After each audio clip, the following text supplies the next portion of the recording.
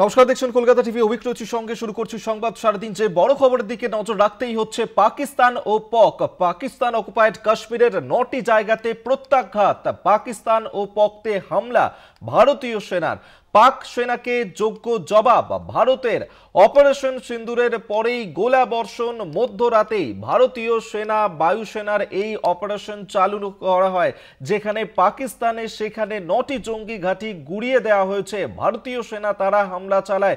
পহেলগামের যে ঘটনা, সেই ঘটনার প্রত্যাঘাত এবার ভারতের। পাকিস্তান ও পাকিস্তান অকুপায়েড কাশ্মীরের 9টি জায়গাতে প্রত্যাঘাত। পাকিস্তান ও পকতে হামলা ভারতীয় সেনার। পাক সেনাকে যোগ্য জবাব ভারতের। অপারেশন সিঁদুরের পরেই গোলা বর্ষণ। মধ্যরাতে ভারতীয় সেনা বায়ুসেনার এই অপারেশন চালানো হয়, যেখানে 9টা জঙ্গি ঘাঁটি গুড়িয়ে দেয় ভারতীয় সেনা। পাকিস্তান এবং পিওকেতে সেখানে হামলা চালানো হয় ভারতীয় সেনার তরফে। পহেলগাম কাণ্ডের বদলা এবার ভারতের। পহেলগাম হামলার জবাব পাকিস্তানকে ভারত নিজের পছন্দের সময় এবং পছন্দের স্থানে দেবে বলে আগেই নয়াদিল্লির তরফে বিবৃতি দেওয়া হয়েছিল। সেই ছবি এই মুহূর্তে দেখাচ্ছি, যেখানে মঙ্গলবার মধ্যরাত পেরিয়ে যাওয়ার পরেই সেই আঘাত হানা হয় ভারতীয় সেনার তরফ থেকে। সেই আঘাত হানা হয়েছে মঙ্গলবার রাতেই শুরু হয় এই অপারেশন সিন্দুর। সেই ছবি এই মুহূর্তে দেখাচ্ছি আপনাদেরকে, যেখানে পাকিস্তান এবং পাক অধিকৃত জম্মু কাশ্মীরের 9টি জায়গাতে জঙ্গি পরিকাঠামো লক্ষ্য করেই এই প্রিসিশন স্ট্রাইক করা হয়।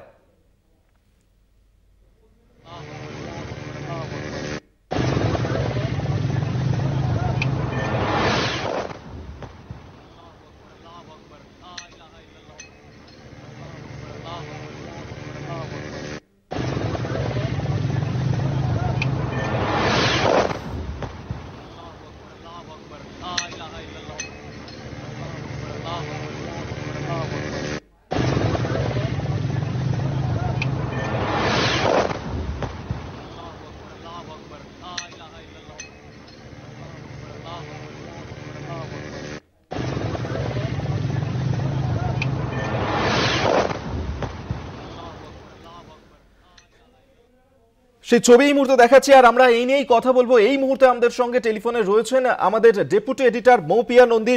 মৌপিয়াদি, পহেলগামের হামলার জবাব এবার ভারতের। মঙ্গলবার মধ্যরাতে অপারেশন সিন্দুর শুরু করা হয়েছিল।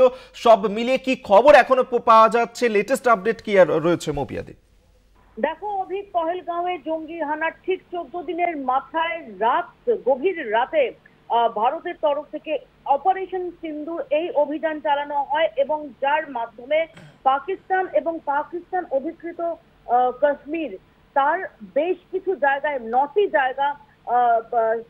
জায়গায় সেখানে প্রিসিশন অ্যাটাক, অর্থাৎ নির্দিষ্টভাবে সেই জায়গাকে লক্ষ্য করে সেখানে আক্রমণ করা হয়, এবং যেটা নিঃসন্দেহে সাম্প্রতিক অতীতে ভারতের অন্যতম বড় সামরিক পদক্ষেপ।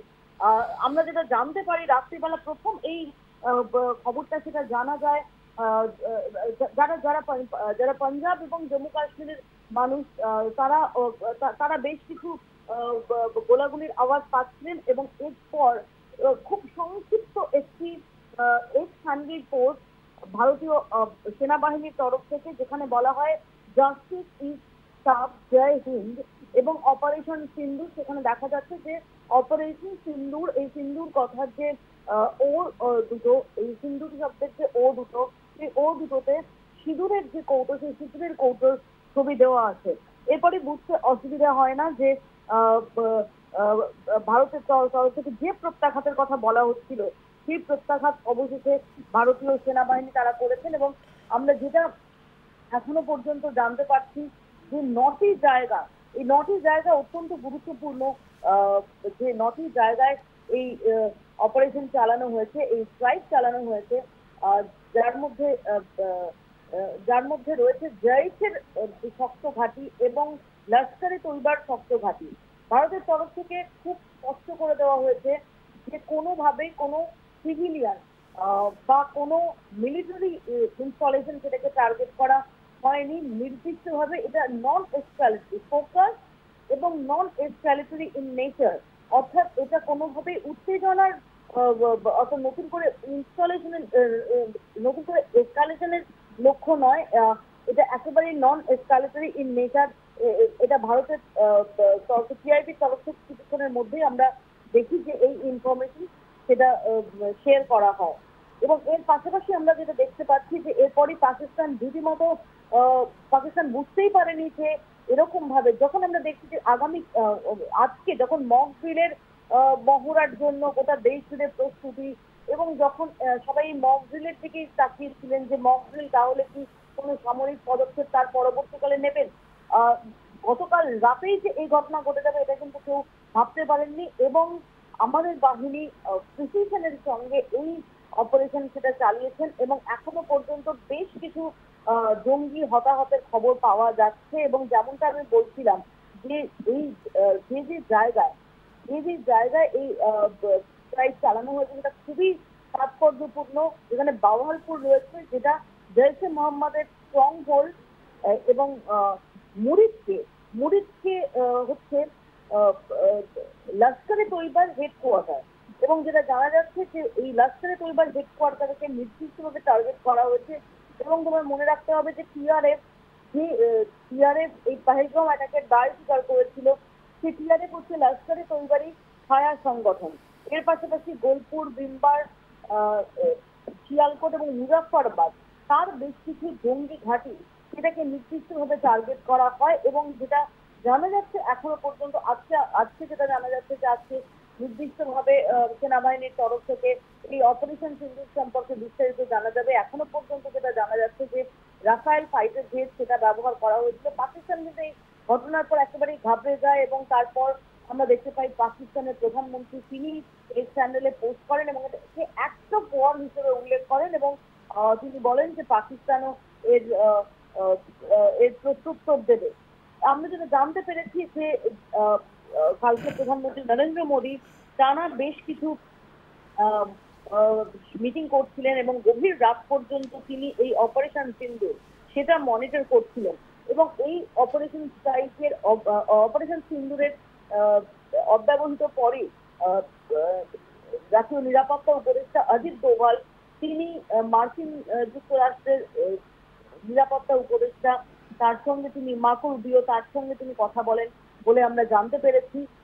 এর পাশাপাশি আমরা যেটা জানতে পেরেছি যে আরো বেশ কয়েকটি দেশ তাদের এই সম্পর্কে ব্রিফ করা হয়েছে বলে আমরা জানতে পেরেছি। এরপরই যেটা আমরা দেখতে পাই যে পাকিস্তানি সেনাবাহিনী তারা যে লাইন অফ কন্ট্রোল পুঞ্জ রাজৌরি এলাকার যে লাইন অফ কন্ট্রোল সেখানে ক্রমাগত তারা ফায়ারিং শুরু করে। এবং গত 13 দিন ধরে যে বারে বারে যে অস্ত্রবিরতি যে সিজফায়ার লঙ্ঘন করা হচ্ছে পাকিস্তানের তরফ থেকে, আমরা গতকাল রাতে দেখতে পাই যে অপারেশন কিন্তু এয়ার স্ট্রাইকের পর আবারও সিজফায়ার লঙ্ঘন করা হয় পাকিস্তানের তরফ থেকে। এর পরিপ্রেক্ষিতে বেশ কিছু পদক্ষেপ নেওয়া হয়েছে। আমরা যেটা জানতে পারছি যে রীতিমতো যথেষ্ট গুরুত্বপূর্ণ পরিস্থিতি এবং জম্মু কাশ্মীর এবং পাঞ্জাবের, যে কারণে শ্রীনগর থেকে কোনো সাধারণ যে ফ্লাইট সেই ফ্লাইট সমস্ত বন্ধ করে দেওয়া হয়েছে আজকে। এবং এখনো পর্যন্ত আমরা মার্কিন যুক্তরাষ্ট্রের প্রেসিডেন্ট ডোনাল্ড ট্রাম্পের যে প্রাথমিক যে রিয়াকশন পেয়েছি সেখানে তিনি বলেছেন যে আশা করি যে এটা খুব তাড়াতাড়ি থামবে। সব মিলিয়ে এই মুহূর্তে দাঁড়িয়ে অপারেশন সিন্দুর এবং এই নামটার মধ্যেও কিন্তু অত্যন্ত গুরুত্বপূর্ণ একটা দিক আছে। আমরা দেখেছিলাম যে পাহেলগাঁওয়ে নির্দিষ্টভাবে পুরুষদের হত্যা করা হয়েছিল এবং সেখানে পরিচয় জেনে হত্যা করা হয়েছিল। এটা যারা প্রত্যক্ষদর্শী যারা স্বজন হারিয়েছেন তারা বলেছিলেন। এবং এখানে দাঁড়িয়ে এই অপারেশন সিন্দুর নামে এই অপারেশন সেটাকে কালকে সফলভাবে সেটাকে চালায় আমাদের বাহিনী। এবং আমরা যেটা জানতে পারছি যে আজকে কিছুক্ষণের মধ্যেই হয়তো সেনাবাহিনীর তরফ থেকে এই সম্পর্কে আরো বিস্তারিত জানা যাবে। এদিকে বেশ কিছু ছবি যা দেখা যাচ্ছে তাতে এটা স্পষ্ট যে যে সমস্ত জায়গায় এই স্ট্রাইক চালানো হয়েছে, এই অপারেশন চালানো হয়েছে, সেখানে রীতিমতো হাহাকার পরিস্থিতি এবং বেশ কিছু জঙ্গি ঘাঁটি নষ্ট হয়েছে, তছনছ হয়ে গেছে এবং বেশ কিছু জঙ্গির হতাহতের খবর পাওয়া যাচ্ছে।